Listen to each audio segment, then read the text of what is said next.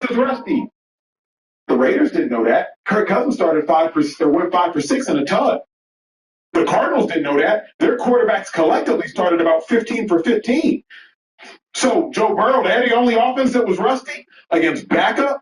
It wasn't even Aiden Hutchinson that got the sack, mind you. Of course I'm worried. I've been saying this. I'm not going to believe the Bengals lie. What they say about a tiger and their stripes, can't change them. I'm not going to believe the Bengals lie. Joe Burrow is an incredible talent. Bengals haven't made the playoffs, if I'm not mistaken, 3 years in a row. I'm also not going to believe this lie of this Bengals defense being turned around and turned over. No, the Bengals are the Bengals until proven otherwise. Joe Burrow is him. Jamar Chase is him. T. Higgins is him. Everyone else is not. You still think the Bengals going to make the playoffs, though? Yeah. Yeah, after all that, you still think we're making the playoffs, though. We really going to make the playoffs, though. Okay. Get on, TJ. It's the preseason. Had we gone down in 3 plays and scored a touchdown, does that mean the Bengals are winning the Super Bowl? Everybody would have said, it's the preseason. It doesn't matter. Yeah. And that's exactly what it is. You think Joe Burrow, Jamar Chase, and those guys want to play this game? No. In that first play of the game, I mean, the Lions were sitting. They brought 7. They rushed 7. So don't lie to you. We go back to the first one. They rushed 7. Viewers, tell me why I'm lying. Tell me why I'm lying. They called us me out for lying. Not even a rush. I don't need that right now, Joe. You're lying. I've been in these locker rooms because I specialize in preseason games. Okay, yeah. If there's one thing Emmanuel Acho is an all-pro at, preseason player. I specialize in these preseason games. He is the preseason. See, you know this. If the starters play in the preseason, especially on offense, the speech before the game went something like this. Hey, I'm going to give y'all 2 series. If it's clean, if it's perfect, I'm just going to give y'all 1. Let's go out there. Let's march down the field. Let's get it in the end zone. Our season starts now. Our season doesn't start in 4 weeks. Our season starts now. Everybody's been writing us off. Everybody's been counting us out. Haven't made the playoffs 2 years in a row. That's what everybody's saying. Offense, go out there and get it done. Burrow, you got the same offensive line for the first time in back-to-back years. Jamar, T, Chase, go out there and show them what we're all about. It wasn't, hey, y'all's preseason. Man, I guarantee if Zach Taylor said some shit like, no way, Zach Taylor. You know this. No way. You don't play starters in the preseason unless you want to prove a point. I wish my coach. I used to play in the preseason. You don't play starters, all of them. I wish my coach would say, our season starts today in the first preseason game.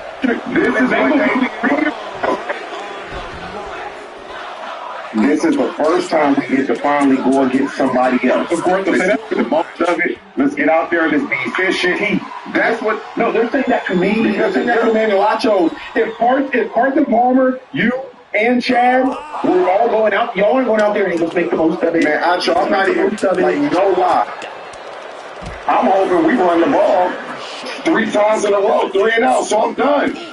I'm like, I don't want the ball. But here's what I know. See, you obviously watch it, but you might know what the kids. No, I was watching it on when I was driving my son practice. Here's what I was trying to figure out. Say that. You were listening to it. Here's what I was trying to figure out, and this is why I know, and for at least this one time, first time in T's life, T's inaccurate. Here's why I know. The Bengals didn't call the game as though they didn't want to test the offense. That Joe Burrow sack was a 3rd and long. 3rd and long, if you don't want to test the offense, you just sit there and you're on a delayed draw. You're on a screen. You're on a tight end shovel pass.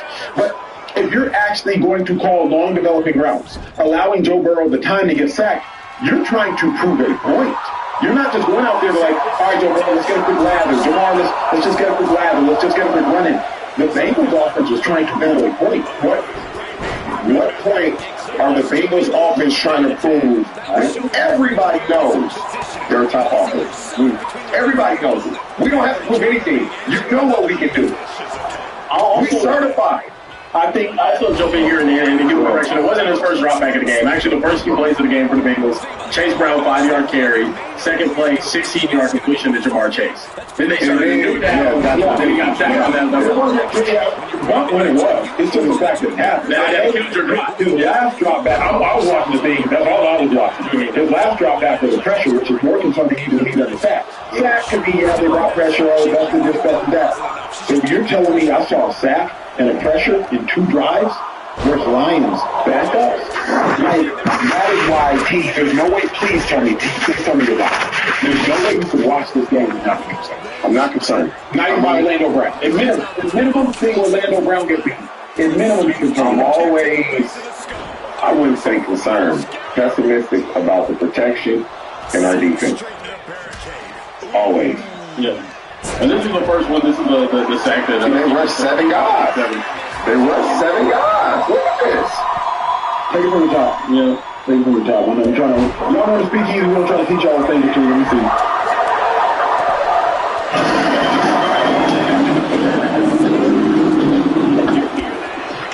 Not a scratch. And what do you expect? Switch to Verizon. The iPhone 17 Pro related to every year. All for $80 a month. Yeah, that was something rusty. It was that. No, it was a 6-man rush. 5-man rush for a man. No, that's a 6-man rush. The back was coming from, you see the back releasing. That's not a rush. I have him in a man. You didn't use that as a rush. I think that is a help. The fighting can help. True. So technically, it's one-on-one blocking across the board. Somebody got beat. That always concerns me. If you're getting beat by backups, wasn't like guys got beat right away. Joe's looking down the field and trying to make a big play. Obviously, when you go with the receiver set, you're looking to take a shot. And Orlando Brown got beat. He got beat. And it's tough when Orlando Brown comes out and says, we have the best pass blocker offensive line in the league, and then you give up the first time. Knowing Joe Burrow's injury history, knowing that's what made me so worried. I literally tweeted, I was like, okay, I think I'll get Joe Burrow. Yeah, I would have run the ball, probably had Joe throw it 3 times, we're done. But 3 times, all 3 games. And this is why, last point I'll make, I said I wanted to move on. This is why, team, I know the Bengals' approach was, and it might not have been the offense you up there, but it was a team the Bengals had. You think we're going to the playoffs? Oh my God, we should have thought about that. Joe get hurt. Now seeing this one, like Joe got stacked and pressured in probably 6 passes against the linebacker. And now, like, you think we're going to the playoffs? Absolutely. Okay. Can y'all say help? But that's every team. Yeah, but the difference is every team have a fragile quarterback, and now, given that y'all have a fragile quarterback, you'll have at least through 6 snaps a suspect offensive line. That's my issue. So that's why, like, if y'all can help me go. Bro, every time Joe gets touched, I'm like, no, please. That's the concerning part about it, though, too. This is a quarterback that needs to be protected. Look, you made it this far, so might as well go ahead and hit the subscribe button, and after that, hit the bell button to be notified when we go live or drop another video like this. You do not want to miss our content with this oversaturated market. Love. Let's do this.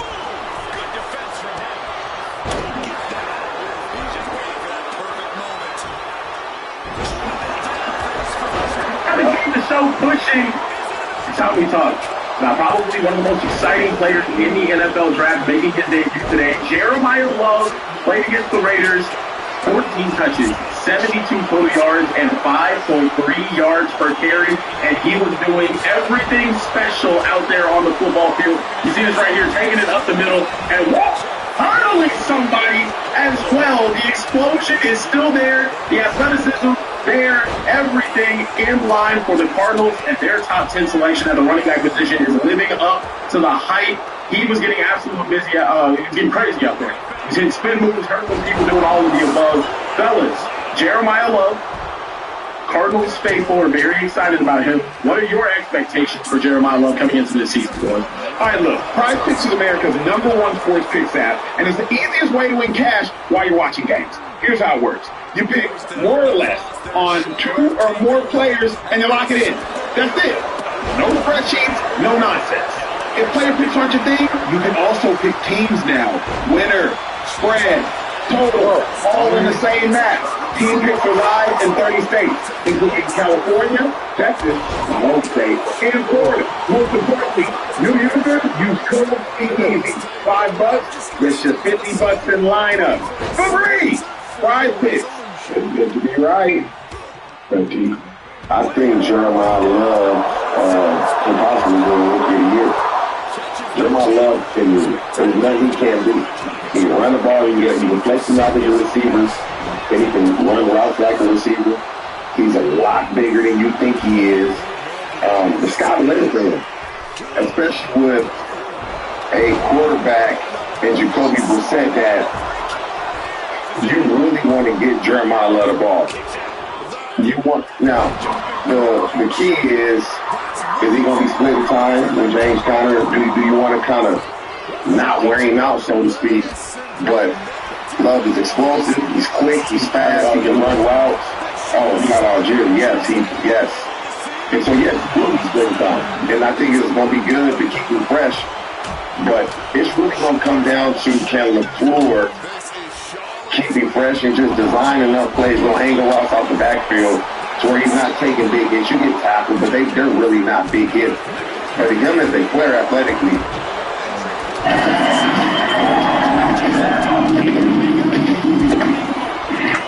not a stretch. What do you expect? Similar items that are going to be evaluated by the operating Amen. My expectation for him to be right there in Rookie of the Year talk. Can you tell the story about training with Jeremiah Love? If you saw Jeremiah Love training when he was for this season? No, I trained him. He came out to train with me going into his senior year at Notre Dame for a week. And I was just like, wow. And he came out again. So he came out with me twice before his senior year at Notre Dame.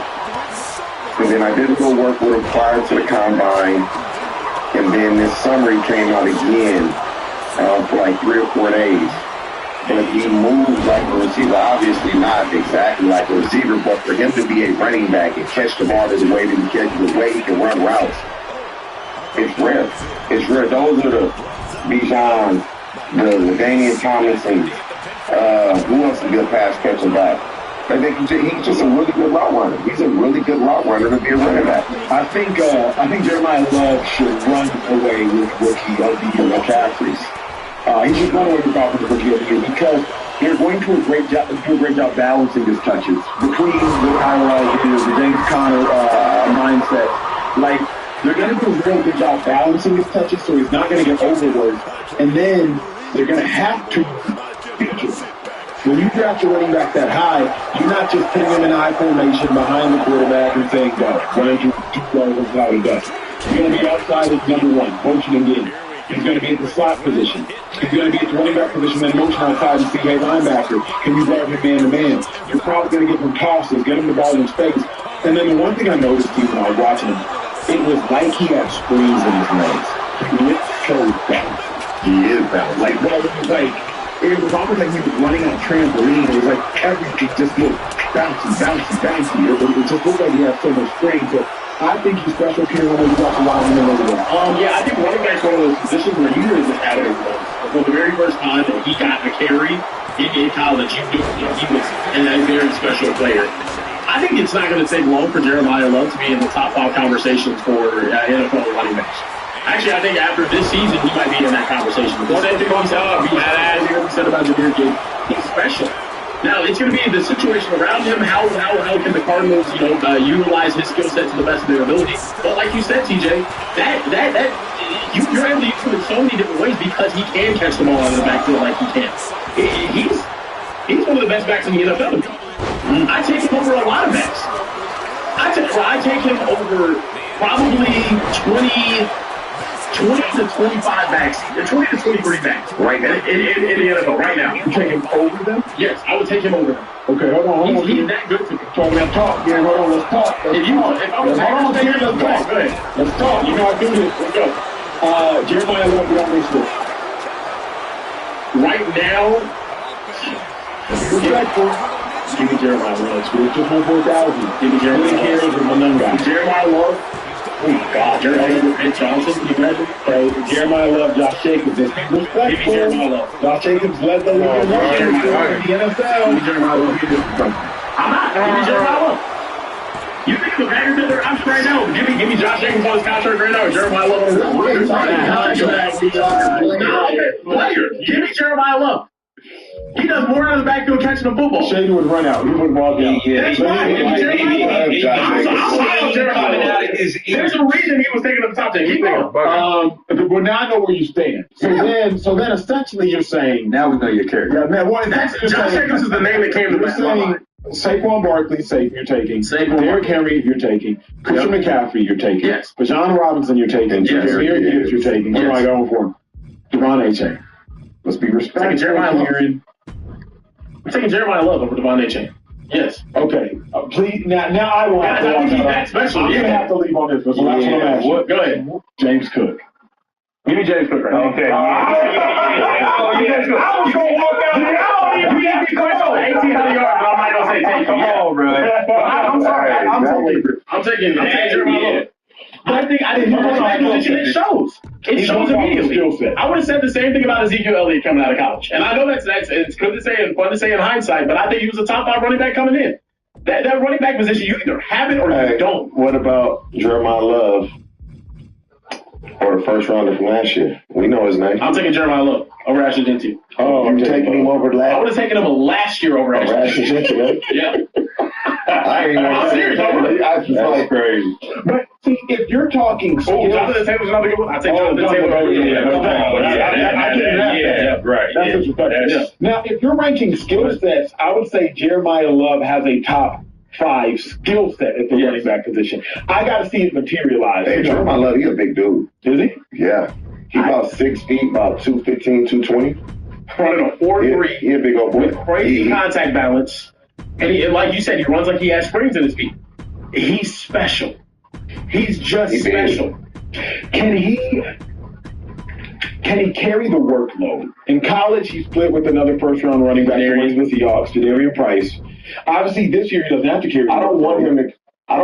If I'm the Cardinals, I want him at minimum 7-8 years. Yeah. I don't want him carrying the load. And it's a good thing that they signed Algiers in free agency.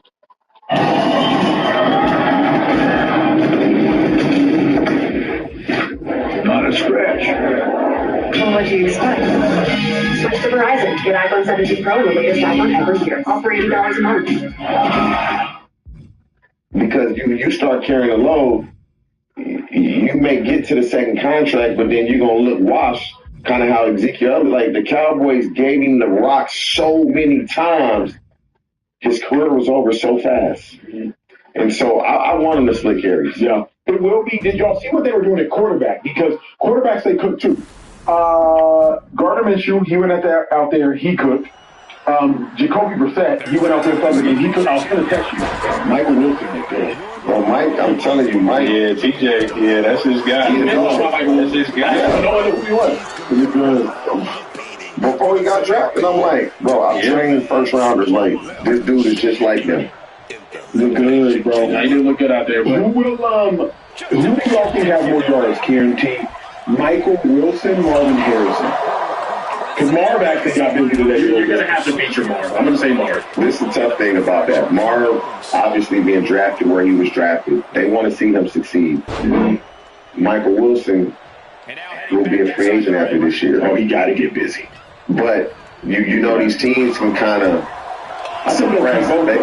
They can suppress what you do so that it's cheaper. But when you're giving Alex Pierce $28 million a year, Come on now. man, get the fuck out of here. Man. You're giving him $28 million a year, everybody should get good. Will Wilson get tagged though?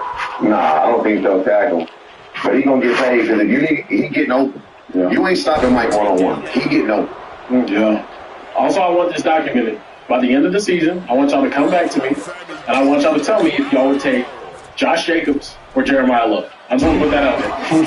Print it on it, save it, bookmark it, do whatever you want. At the end of the season, come back and ask me. And tell me. I want you to tell me, actually. I want y'all to tell me in the chat. Who would you take, Josh Jacobs or Jeremiah Love? At the end of the season, I'm saying. I like it. Look, you made it this far, so might as well go ahead and hit the subscribe button, and after that, hit the bell button to be notified anytime we go live or drop another video like this. You do not want to miss our content in this oversaturated market. Love. We'll see you soon.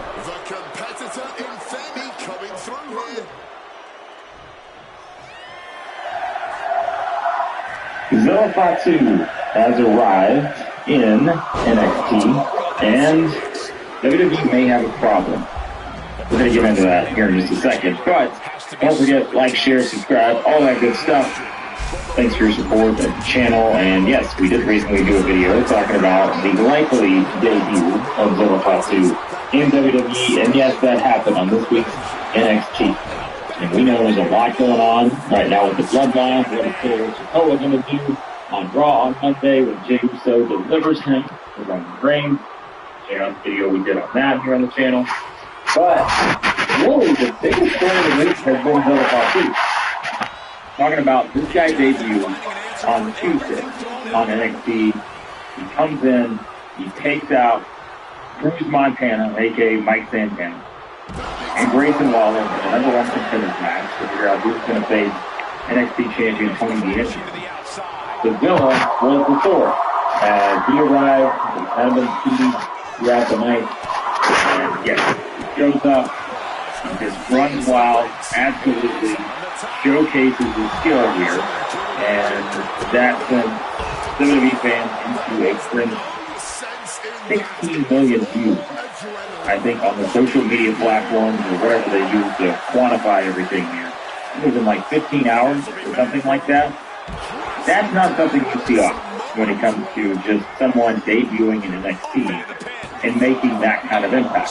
My life is fantastic now. I've become more patient, less angry, way more mature. Malcolm, all of it is you. It's just you.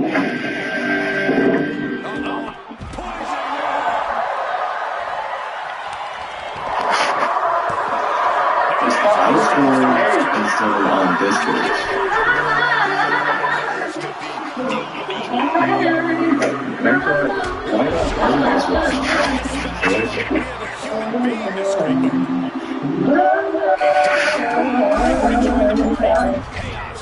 But of course, this has been one been talked about for a while, because, there were many thoughts even a couple of years ago that maybe Zilla Fatu was going to join the mix, and the Bloodline was sort of at its height, and you were wondering kind of what direction they were going to go in. You had kind of the stuff where Roman Reigns lost the title at WrestleMania 40 to Cody Rhodes.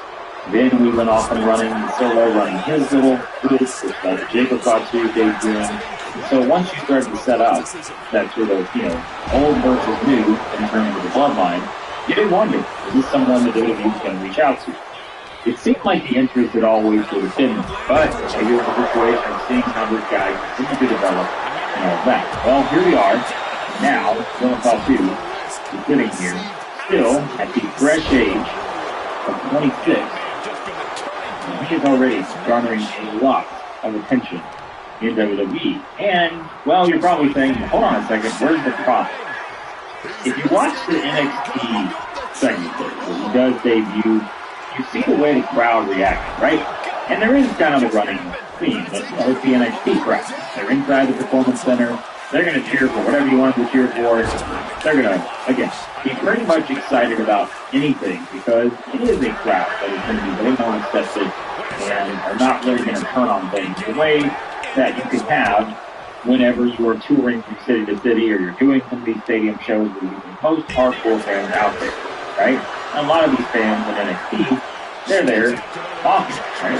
These people may come every week, and you just have people who again want to see superstars see, and they want to see the new talent coming. It's been a big theme of NXT over the past year. There's been a lot of new divisions. But when we saw Zilla Fatu, and all of a sudden you've got the crowd chanting this guy's name, they know who he is. Luckily, he got to keep his name. Unlike Cruz Montana, who we said earlier, the a.k.a. former Mike Santana. But you could tell that there was a different reaction. There was a different energy to this guy, right? The guy you see right here on your screen. It was not just your typical debut. It was something that, wait a second, this is Zilla Fatu. Either we've seen it before, or we've seen the vision here, we see what this guy can be in the WWE system. Or, you know what, I've heard about this guy. And now that I see him, And I see this sort of impressive display of what he did, right? He comes in, he gets the flash, like all this kind of stuff. He sees what he can do. He did in some instances, like Jacob Fatu, right? But he is one where you're seeing what it can become. You know, that was the big thing. Jacob Fatu debut was so impressive that it was impossible to ignore what this guy would eventually be in WWE. He's not going to take chances. You can see that it was there. But to me, when I look at Bill Fatu, and I look at that segment on Tuesday on NXT, and I see the reaction, and I'm not even in the crowd, the online stuff, like I said, well, it's not everything, but I like 15 million people in 15 hours is not nothing in WWE. Because we said, WWE is a moment company. They love the moments. That is what gets your attention, because it is the stuff that feels out of the norm. And I see Bill Fatu, wait for the debut, for NXT and the reaction. I also see something that's outside the norm. And what does that mean? Well, it may be a problem. Now, don't worry, we're going to give you a bad problem. It may be a good problem that WWE has. Because why? Solo Sikoa was in NXT for not even a year. Maybe close to a year. I think it's going to be impossible for WWE to keep Bill Fatu in NXT for a long period of time. Maybe long is too extreme of a word here. It may not be a very long period of time at all. Because when you just look at, again, what we saw, and it was one match. It was a single segment, a debut. It never tells full story. There have been plenty of situations in the past where guys have had impressive debuts and not really capitalized. But when you consider that this guy is about as set up as you can be for success in WWE, he just had a hot debut, comes in and will seemingly likely immediately factor into the top championship picture. You wonder if they're going to do the four-way. It would be Andrew Rose, Zilla, Grayson Waller, Montana, and Heatwave, which comes up in a couple of weeks. You didn't have those on there that. So you have that going for you. You're immediately slotting him in that group that a lot of people have kind of been thrust into over the past couple of months on NXT. But you're also talking about someone who is part of a bloodline, which is still the biggest story they have at this moment on the main roster. So maybe, when you look at the timing for Solo, way back when, it worked out because they needed someone like that to join the story because of what they were trying to achieve. I mean, you're pretty much in a similar situation here, where you see all the buzz that this guy is garnering, and they're going to use that to keep, I think, pushing NXT forward right now. I'm not saying Bill's going to be on the main roster in 2 weeks. The more I learn at ACPI, the more I fell in love with cybersecurity. Accelerated degrees in cybersecurity. ACPI University. You take it step by step, and then once you learn those foundations, it is built on each other. Whether it's hardware, cloud-based programming, there's somewhere I can physically go to, put my hands on it, and figure it out. Founded on technology, created graduate success. I'm an IT specialist at ACPI, and shifted my future in a way that would be like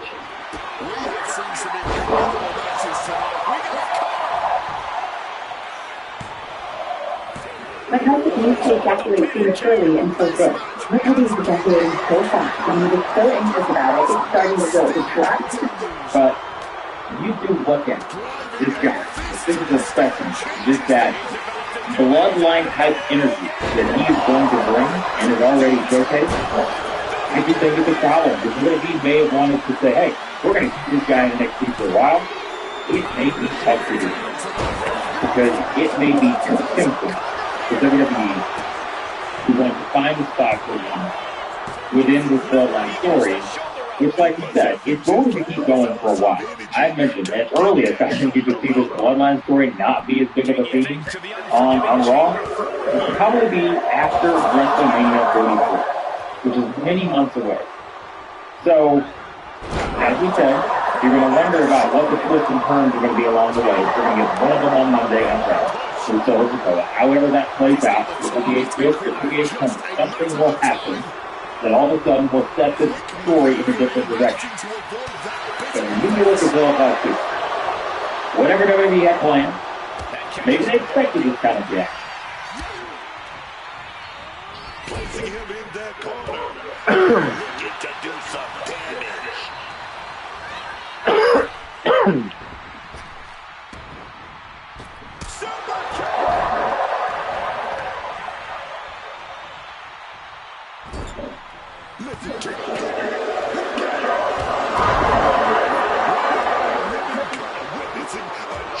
They have to a certain extent. Because again, it is a member of the bloodline. There had been thoughts. There had been views. We knew this was coming. It's just a matter of when it was going to happen. We do have to ask the question, were they thinking it was going to be this much of a reaction? I mean, I don't judge everything in terms of the social media views and all that. They judge a lot on that kind of stuff when it comes to what is resonating with the audience. What are the things that all of a sudden this is not even in the early Oklahoma took off on social media? Like, it's not everything, but you know what? There's something there. There's something about this thing. And so, Zillipoff 2, making his debut, feeling like someone who is different than anything else we have on the NXT roster right now, but also looking like someone who has the confidence to be able to factor into the biggest story with the bloodline at some point in the near future. Maybe not the distant future. The near future. War games coming up, and all this kind of stuff. I mean, I'm not expecting the women to necessarily be there in a month or two. But I do think WWE may look at this saying, well, we may underestimate that one. Probably smarter when it comes to understanding what fans are going to do when they finally got something that, like I said, has been one of the more intriguing prospects out there. All when you consider everything. The fact that he's part of the bloodline, like I mentioned, pure skill. Watch some of his matches. You can see that this guy does possess some talent that will make him very connected with WWE audience. That's where just hitting a couple of simple moves this past week on NXT, it made him stand out. It made him, again, feel pretty different here.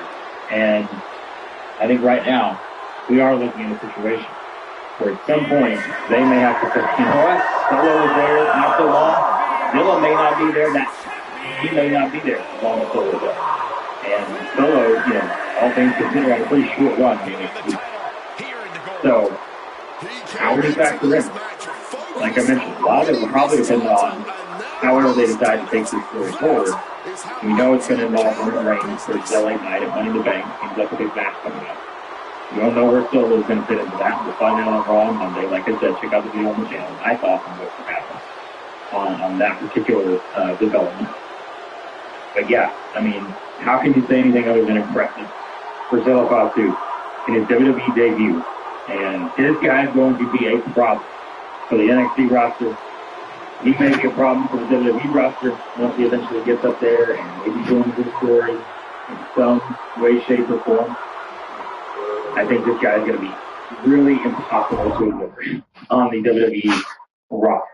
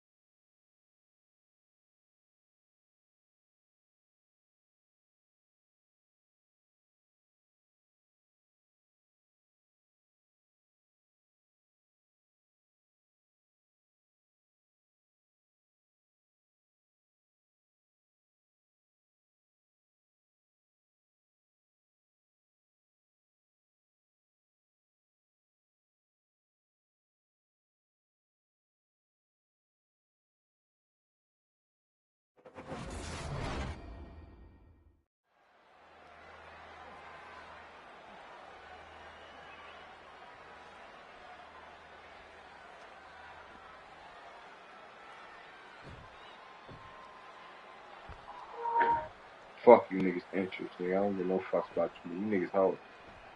You niggas pussy. Shut your ass up. I'll smack the shit out you when I catch you, nigga. Fuck's wrong with you? Fucking punching it.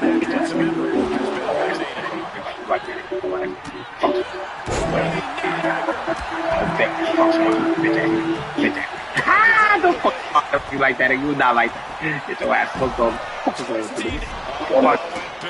Fuck up, nigga. We don't want to hear shit from you. Run that shit. Run that shit, bitch. Shut up. Shut up.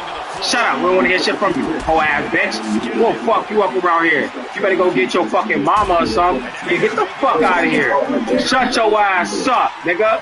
Your ass homemade. Look at you. Look at you, scary ass nigga. Scary ass nigga.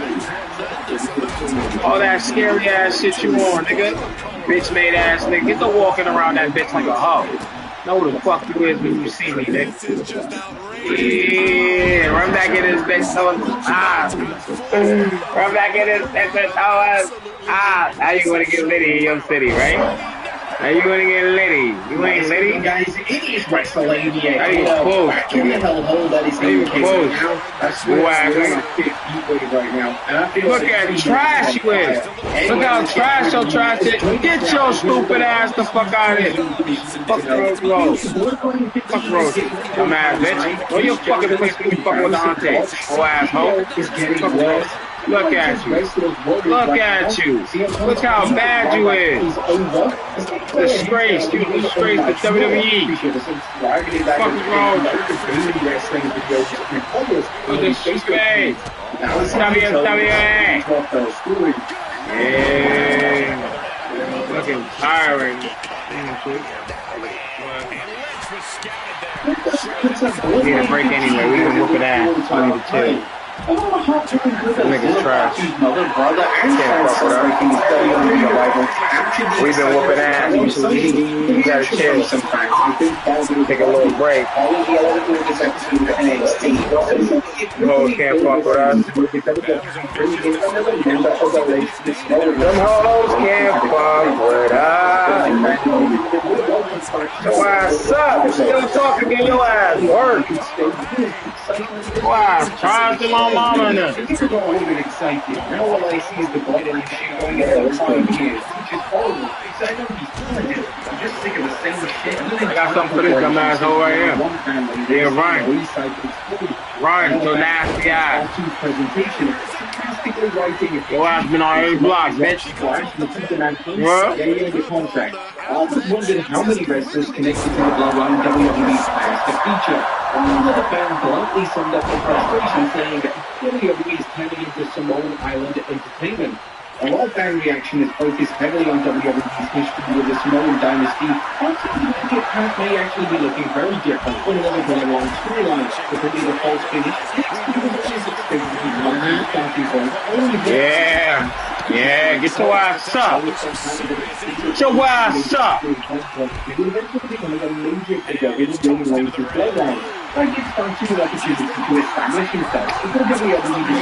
that was the plan.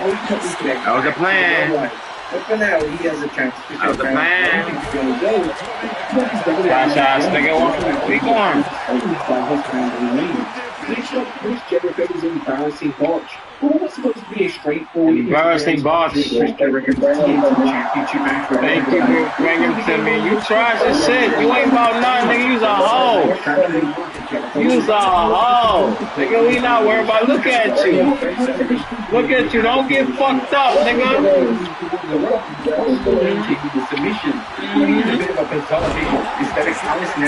It's all love. It's all love.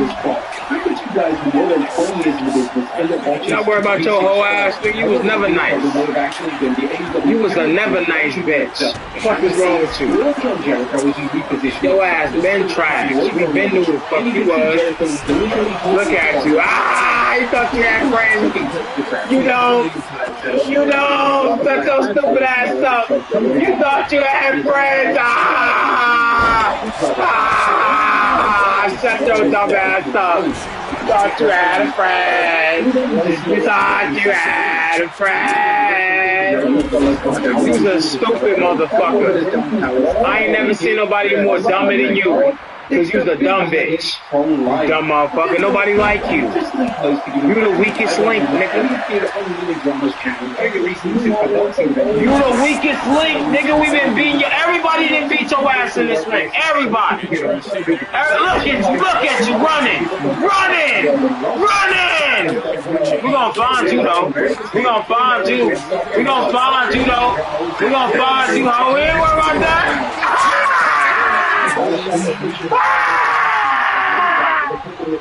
Hey, don't run up, get down up, you heard? Hey, run up, get down up, you heard? And get Liddy in your state. That ain't gonna help you, bro. That's not gonna help you, bro. You done. You fucking done, you trash, nigga. What you thought about that, nigga? You run, bitch.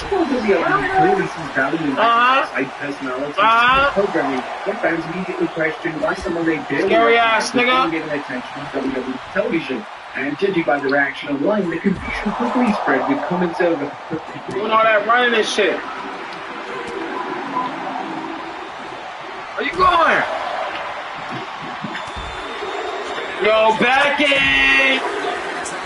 Niggas need backing! Ah! Slut asshole. Look at you. You thought you was about to catch a freebie, didn't you? You thought you was about to catch a freebie, didn't you, dumb motherfucker? Look at you, found your stupid ass on the ground. You're an idiot. You're an idiot.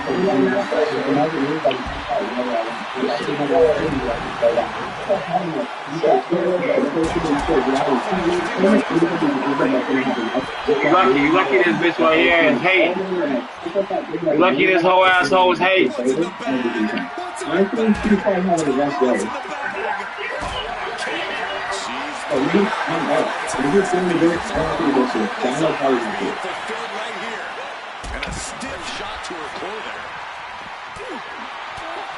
I know fans sarcastically suggested viewers that have a little reason to tune in to see celebrities standing in the crowd moving for 5 seconds.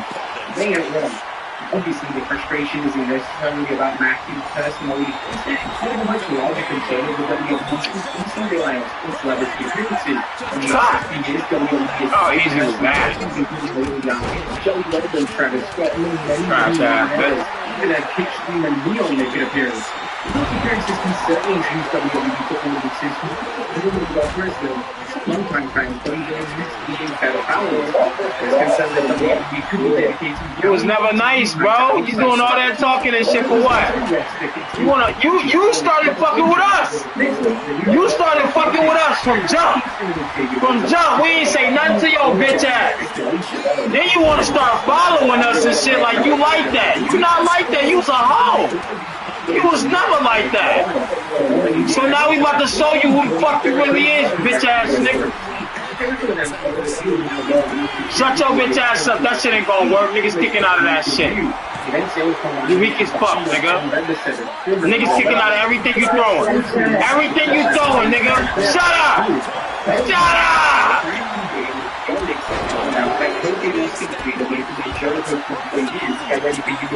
Everything you throwing, nigga, we kicking out of. Everything. You trash, nigga. We would never run. Yes, you would never.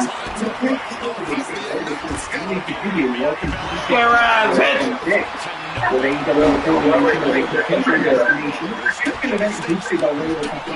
Stars is naturally going to be even more speculation.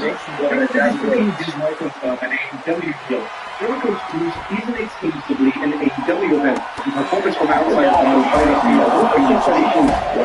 the the fans waiting to find out where Cody would go next. The latest prediction is certainly going to Triple H's SummerSlam has shown where to push WWE's roster despite the harder for their opportunity. According to Coachman, it may have created even more anxiety backstage. Speaking on the Coach and Bro show, it was clear what they heard from WWE wrestlers. They are increasingly frustrated about where they currently stand.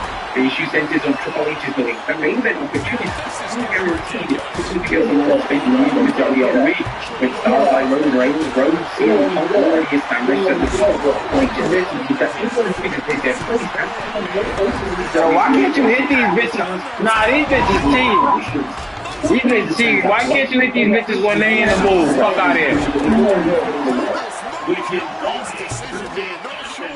why we're hearing wrestlers that are backstage. Oh my game. Stay along with me.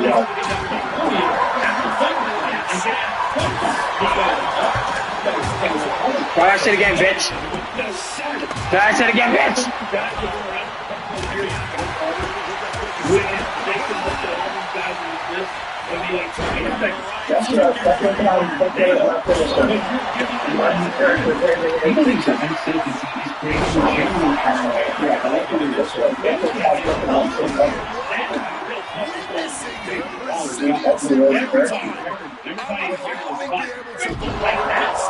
Right now, man, if I don't see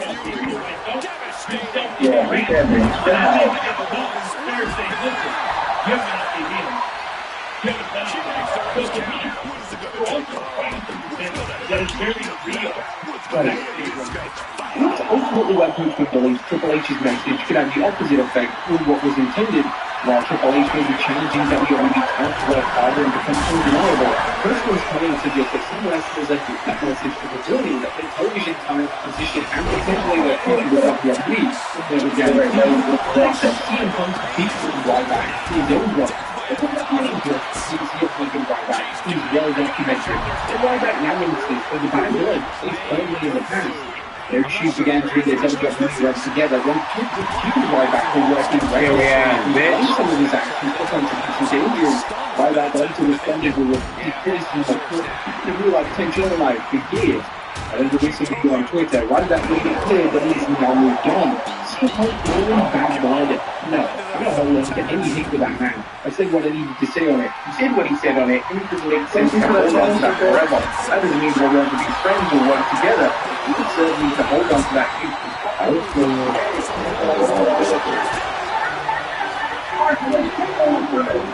Look at you.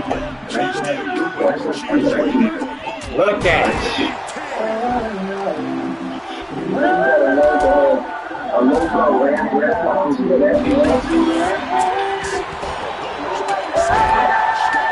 That anger. Ryback says that he still stands by his previous comments, but he still easily keep revisiting the past. He even praised Punk's current appearance while his final day has chosen to let go of the negativity. I'm happy for him. I think Punk looks great, and I'm happy for him. He's come in better shape. Something like, maybe we repeat this all the time. This is a choice, and anything is a choice. So Ryback just makes me think not like a relationship with Punk. There's still a team that wants to find a relationship, not just be in the rear mirror. Next up, Cody reveals his biggest regret. I can't even welcome TNA Santino Marella to his What You Want to Talk About podcast with a discuss the story behind his iconic American Nightmare neck tattoo. Marella recalled a meeting with Joe at Rhodes' We're kicking out everything this nigga's throwing. This nigga's wild. Was in earlier, he had a tattoo on Cody Rhodes' neck. Now, Cody Kicking out everything this nigga's throwing. The conversation was so despite appreciating what was, he never completely embraced the decision. I stand by the fact that I think the work is great, the artist is great. I will also reveal as I think I'm shut your ass up. You can take your shot. Smoke that. That bitch smoke that. That bitch smoke that. That's what she do. Fuck wrong with you, nigga. Know who this bitch is when we see this dumb bitch. That bitch smoke. Yeah! Fuck wrong with that stupid asshole. She better know her place. My dad would come back to life. You would not say congrats. Bye bye! Bye bye! Wait, where the other nigga at, man? Becky! We need some Becky! His greatest regret. Cody is clearly accepting that the tattoo is becoming an inseparable part of the American your ass, trash, Barney Willis ass bitch. You better get your ass ran through. BD! Shout out to Wuss, nigga. Hell, your ass. Fuck is wrong with you? Get your bitch ass back in the ring or know who the fuck your place is when we see you. Run out the fucking lodge. Run out the lodge. Nigga, show is pop. Niggas say, oh, you dumb ass. You doing all that shit talking all game like you like that. You ain't like shit. You like shit, nigga. Fuck's wrong with you? Nigga, you bitch made. Always. Always, hoe ass, nigga. Fuck is wrong with you, nigga? Talk that shit when you know that shit, nigga. Fuck is wrong with you, nigga? I beat niggas up like you, nigga. You pussy. You been pussy, nigga. You should have thought about that before you thought about that, you hoe ass, nigga. Know my name when you see me, nigga. Fuck is wrong with you? Read the tab, pussy. Following that lack of detail makes the clip so intriguing. What do you think she was referring to? Well, I ain't got no life now, nigga. See you next time with some more wrestling content. I'm about to jump in an ice bath. Don't give a fuck. Throw that nigga to the Bulls, man. Bitch made, man. I don't hear this bitch ass nigga on the mic no more, nigga. What the fuck is wrong with you, nigga? You're broke. Your back is broke, nigga. What the fuck is wrong with you? I don't hear nothing from you, goof ass nigga. We gonna make 3 songs out your stupid ass, nigga.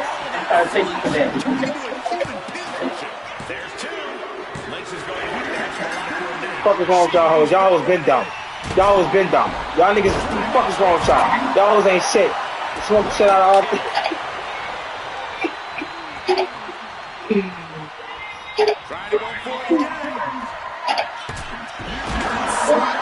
that shit means nothing. Weak ass move, nigga. Weak ass move, nigga.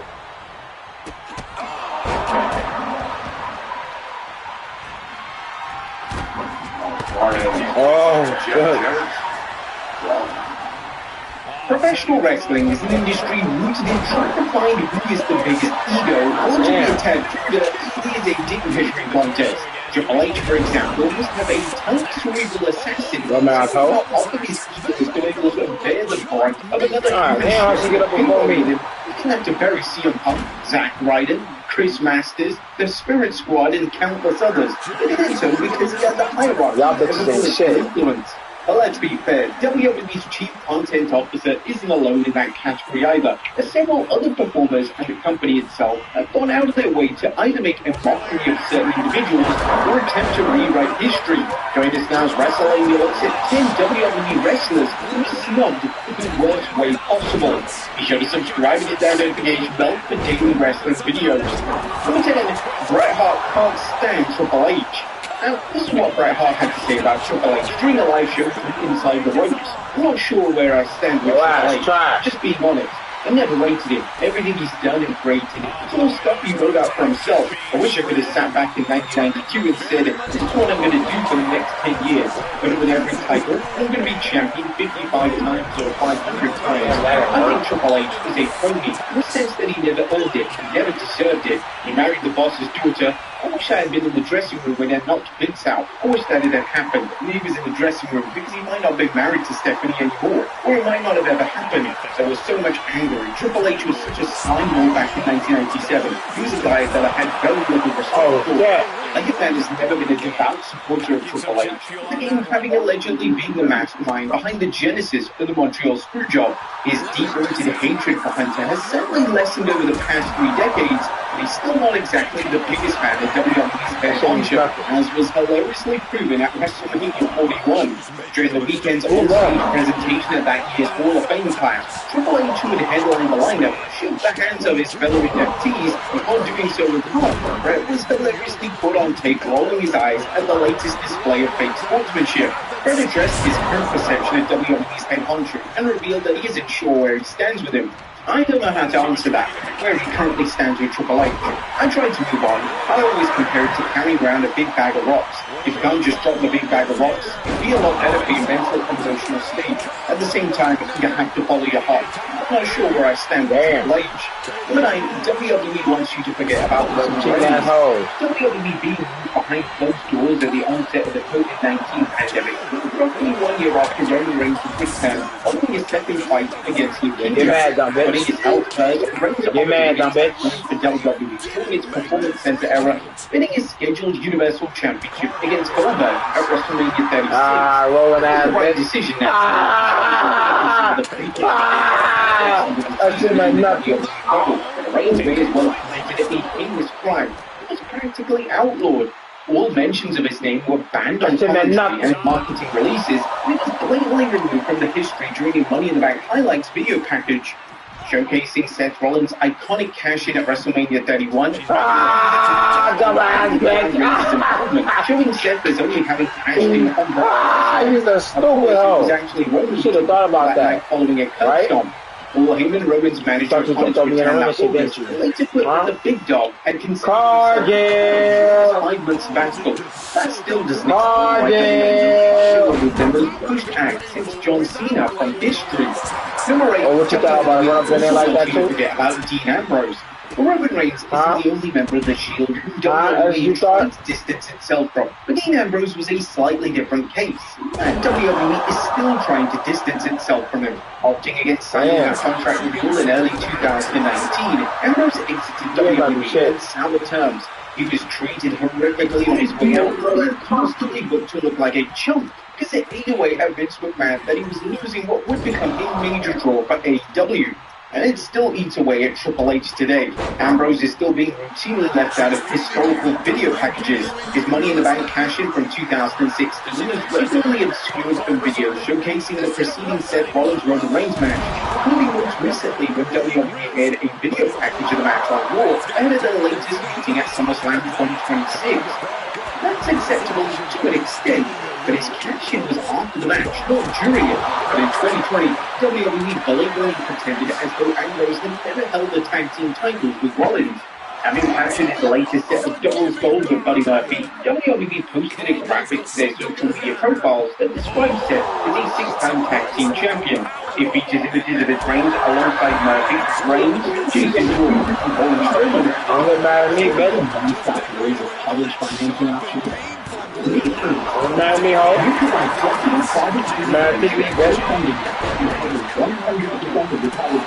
I don't get no fucks. Let's go get your ass whooped. Fuck wrong with you? Don't know that goof ass shit. That niggas ain't shit. Smell like ass. That was like my theories. How locally everyone was, just because this is the street. The president, the advisors, I just told them that people that I can reach out to. As a mom, I needed having the support is how I finish things strong. Just had no way to avoid the tax, and now said tax was nowhere to be seen. Instead, the images for those reigns featured Seth on his lonesome dress and shield collar. To the current product, Dean Ambrose never existed. All made that way before he rejoins WWE, if that ever happens. Number 7, Karrion Kross moved down the card. Triple H went on a rehiring spree upon being handed the keys to the kingdom in July 2022, with Johnny Gargano, Dakota Kai, and Hit Row among those first few to be brought back into the fold. The first phone call, however, was to Karrion Kross and Scarlett, who resurfaced on SmackDown following SummerSlam, targeting Roman Reigns. Reigns, surrounded by the rest of the bloodline in the middle of being confronted by his Clash of the Castle contender Drew McIntyre, was put on the timer by Kross and Scarlett.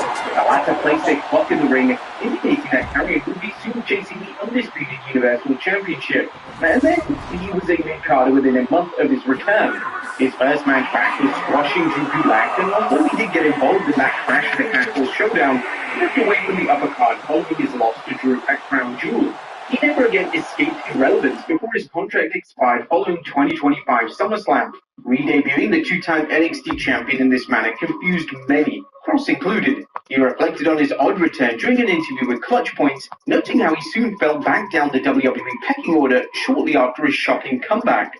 I was told there was an idea in the air that there could have been a triple threat match between Drew, Roman, and me at one point, but things changed directions like 50 times before. All of a sudden, I think I was competing against Rey Mysterio. I was just told something one week, and then we were doing something different by that Friday afternoon. It was weird. It wasn't weird. It was just a total snub. Number 6, WWE completely ignores